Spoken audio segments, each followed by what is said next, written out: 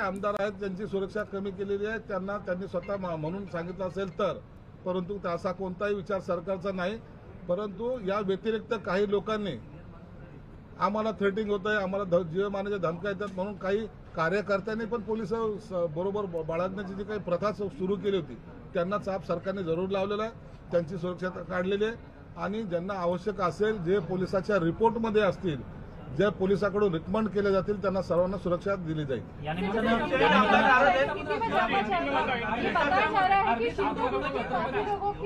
जो आमदार है उनकी जो सुरक्षा है वो घटा दी गई है। सर हिंदी में इसका जवाब दीजिए। देखिए, कोई आमदारों की सुरक्षा घटाई गई नहीं। जिनको लगती है पुलिस के रिपोर्ट आती है, उनकी एक कमेटी होती है, कमेटी का जो रिपोर्ट आता है उस तहत उनको सुरक्षा दी जाती है।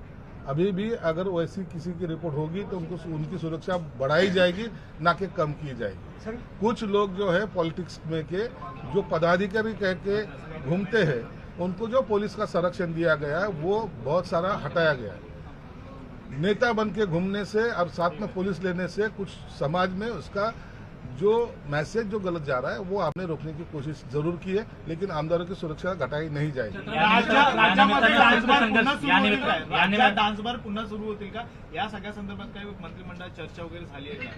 नाही, डान्स बार वगैरे याची चर्चा मंत्रिमंडळात झाल्याची मला माहिती नाही आहे, याबद्दल मुख्यमंत्री सांगू शकतील। परंतु मला वाटतं या महाराष्ट्र राज्यामध्ये अशा प्रकारचे बार चालू होणं हे गैर आहे आणि त्याला कोणी पाठिंबा देणार नाही। मुख्यमंत्री स्मारक आर्मी संस्थानामध्ये अजूनही झालेलं नाहीये, तर त्यांच्यासाठी जे कार्यालय करण्यात आलं होतं समितीचं कार्यालय त्याची प्रचंड दुरावस्था झालेली आहे। एबीपी माझा हा विषय समोर आणला, अजूनही कुठल्याही प्रकारची हालचाल नाही।